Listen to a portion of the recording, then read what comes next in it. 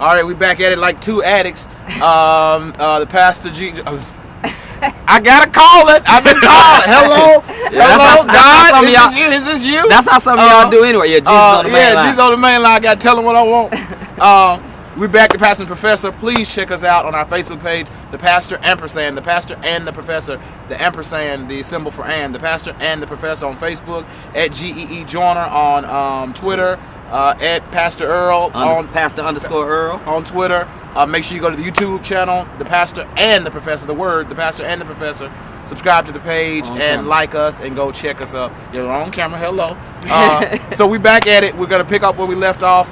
You said you want to deal with. We're going to deal with intersectionality and also of how the South kind of needs to preserve this history because they've been some type of national stepchild ever since Reconstruction, post-Civil War time. So we're going to jump back in with Laura Sullivan. Yeah, I mean, I was thinking we're talking about these different figures in history and leaders of liberation movements and the flaws that they had, and I mean that somebody can be oppressed in one way but be an oppressor on another axis of identity, and how those things relate very complicatedly. So that, for example, someone could be right at the forefront of fighting racism and fighting for along class lines and still participate in sexism. And so we have to unpack where people stand. And I think, we're aware of how people experience oppression based on race or gender or age or these kind of things, but there's also regional oppressions. And when you talk about the South being the stepchild of the country, I mean, I grew up here. I actually went to Yale my freshman year, and my parents couldn't even afford to send me for a visit. So I went there, and I had no idea. I'd never hung out in the North. I had no idea that the second I opened my mouth, people would treat me as if I were unintelligent because I was Southern and female and I spoke a certain way. I left there because the oppression was so heavy. It was amazing. Every conversation I had to justify how I wasn't like this or this or this, even though I was from the South. And so we have a delicate thing that we need to do, I think, as Southerners. We need to confront history honestly, with all the goriness, with all the oppression, with the ways that those legacies, we are living the legacy of slavery in Memphis, Tennessee every single day. So we have to do that. At the same time, always fighting and confronting racism at every level, and yet acknowledging, wait, this whole story about the South is not the whole picture. The North, the whole country benefited economically from slavery. They weren't exempt from this system. So I think that there's not, and people are not. This is my personal belief. I don't think people come into the world as infants being oppressive. I think that people have to be socially conditioned and hurt to take on these roles. So there's nothing about being born beneath the Mason-Dixon line that makes folks more racist than people in other places. I'm racist. That's right. And see what y'all, I think there's something, and I have a unique vantage point growing up in Michigan, in the Midwest, but growing up, see many of the... Michigan, huh? Yeah. You had to say that after the Tigers. Shout out Benton Harbor, Michigan. Not a Michigan State, not a Michigan State fan per se, but if Michigan goes up against Memphis, I'll keep my comment to myself. Right. But don't be no traitor tomorrow night when they play Duke. Never that. Always Duke. But anyway, so here's the thing. So the thing is, you have these stereotypes, regional stereotypes, that oftentimes blur the lines of racial stereotypes. So when I'm hearing you talking about your experience at Yale, part of me says, oh man, my dear sister. Another part of me says, well shit, welcome to the club. Exactly. Because that's what some of us have dealt with. And life, and sometimes the stereotype of what it must be like up north, I grow up in a town that's 95% black, separated by a bridge where my mother works, by the way, that is the next town, which is 95% white. And so a lot of the racial dynamics were still felt.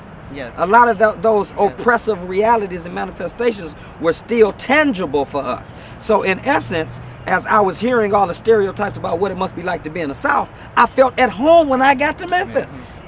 I don't think it's much different anywhere. Half of my family, my mother's part, is on the West Coast. And the South, I think one thing I love about it, being traveling, my dad made sure we traveled all the time, not just in the South. We weren't just going to Atlanta, we Colorado, everywhere. The thing about that color, that aesthetic of being black, is that it doesn't change.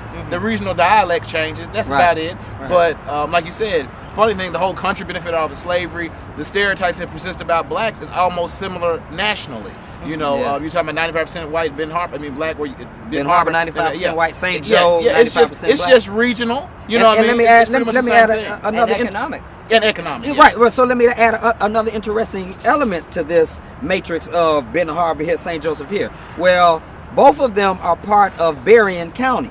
Well, guess where the Berrien County jail is? Ben Harbor. No. It's in St. Joe. Oh. Because they make the money. Guess where the courthouse is? In St. Joe. In fact, if you go over the bridge, all of my Ben Harbor folks need to be shouting me out right here because I'm speaking some truth. If you go over the bridge, it's called the Bicentennial Bridge. Most of y'all in Ben Harbor probably didn't even know that. Ride by it every day. Soon as you go over from basically the black town to the white town, guess what the first thing you see is? The county jail. Which in essence says, if you niggas get wrong... Well, that's when you come visit. Yeah, right? And then right behind that is the courthouse, and there's another bridge called the warning sign when you drive through. Look. Right. So here's the thing. In 2002 or something like that, the Klan had a rally at the courthouse while my mama was at work. So, you know, she told me some of... You know, and basically this is why I think, in a sense, that what is going on in Memphis right now, even the buzz around this whole notion of what may go off, and we were talking to some, before y'all came up, me and John, the videographer, were talking to some reporters and journalists, because everybody now is trying to assess what's going on and what may take place in Memphis, and some of it seems to be sensationalized. No question. Well, I think in 98, they're doing that because it did get violent in 98. I was a sophomore in college. It did get violent. I don't think it's going to be as bad as they thought it was. And in 90, it wasn't like it was a city-wide thing. I think tensions, you know, unfortunately, the South, one thing I love about it, that's beautiful about it, it's a beautiful type of racism. I know it sounds oxymoronic, but it's so much tension that we never talk about. You know, there's families now that worked for other families, like, you know, civil house servants, you know, grandmothers that work for some of these richer, wealthier white families. I don't want to call out names because some of them, they own in the land we own, and I don't want them to come after me. Read the street sign. Read the street sign. And it's deeper than that. Yeah. Some Jewish people. Yeah, you know exactly what I'm talking about. So, but we're right here. It's like, you know, like Malcolm X said when he was on a talk show, I think it was Mike Wallace, and he was saying, Mike Wallace was interviewing him, he says, do you hate white people? And Malcolm says, you know, that great line, that's like asking the sheep, do you hate the wolf? You have, people are looking at the oppressor. We're looking at the oppressor, right? You're driving on the streets of slave owners, streets named after slave owners and those that benefit from that. And so you're there, and we never really talk about racism in Memphis or in the South like we should. West Coast is more liberal, you know, some of it's more hidden, the agendas are more hidden, but they'll have these college conversations and dialogues where there might be a diversity of a crowd, but most of us are very segregated. I went to the University of Memphis, and the blacks were you would think Memphis was a black school by the fact that all of the blacks were really in a pocket. All my Memphis Tigers know exactly what I'm talking about. We didn't feel like we went to a white school, and I'm sure they didn't feel like blacks went to their school. We were very segregated. So I think it's so much tension there. Growing up in the suburbs, I know the tension that exists. So I think that's why people are nervous, because 98 brought that tension about, because we're down the streets from projects and this, that, and the other, and then you have these Klan coming that are symbolic. The Ku Klux Klan has always been symbolic of pure domestic terrorism. Yeah, and they got away with this. It doesn't matter that you can't come to us with this idea that we're not coming to lynch you niggas this time, but you have, and you're wearing the costumes that lynched my ancestors. Which it could boil. So hopefully it won't, but 98 got pretty riotous, and that's what people are worried about. And like you said, the people in the media, that's their job, to sensationalize. They just want to see something pop off. I pray it doesn't. I don't want to see any of my black or white brothers and sisters get into some melee over some foolishness. No, and I think, I mean, in 98, from what I understand, I was living out of Memphis at the time, but the police were not very prepared. No. And they're very prepared right now. And I think it's interesting, because we were talking before the show, this question of what to do in response. Should you go down there? Should you not go down there? And I think, you know, I had friends who were there in 98, black friends of mine who were tear gassed, and who are still recovering from a kind of post-traumatic stress, that just the news that the Klan was coming back brought that up for them. And those folks said, I want to be part of organizing something that's nowhere near Yeah. them. And so that's Shout why that I out. personally Yes. chose to be involved with this. We're The having Heart of Memphis. Yeah, go ahead. there's a big event called the Heart of Memphis at the fairgrounds on Tiger Lane this Saturday, and I'm part of a group called Memphis United, which will be doing a people's conference on race and equality. We'll have panels and workshops all day from 10 to 5 in the Creative Arts Building, all about organizing around social justice, panels on fighting racism and faith and religion and LGBTQ oppression, and lots and lots of topics. Lots of organizations will be tabling, and there are things for kids, an art area for young people, and really just our we had a little over a month to pull this thing together, and it was really the will of the group was just, let's not just get together and say, oh, kumbaya, peace and love, and then leave the next day and say, well, we did something. Yeah. We talked about that. You talk about terrorism. Right. There's a war going on every single day in this city towards poor people and working class people, the majority of whom are people of color in Memphis, Tennessee. In the United States. Shit. Yeah. If we wanna Totally, go but that I far, mean, yeah. I think our sense is that this event will just be a contribution towards.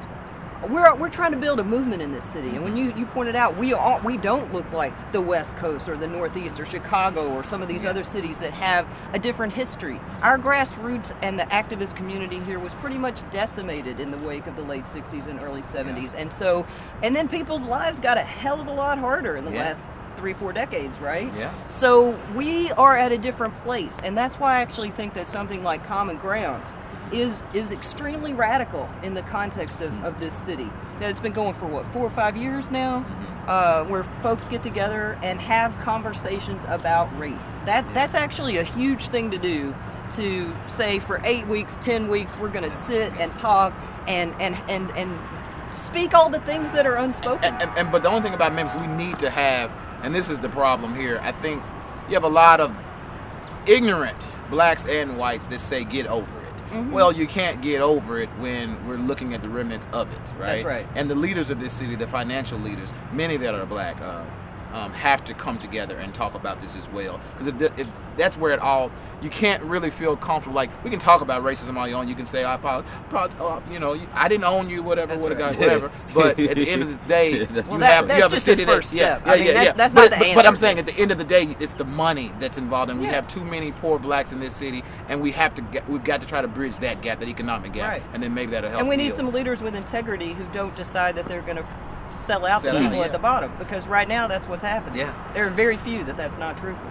All right, so we're going to have to take another break, but y'all see it as real and righteous with the pastor and the professor, so hold tight, and we'll be coming back for at least one more segment. If you're with us on Ustream, stick with us. If you're catching us on YouTube, go to part 3 right about now.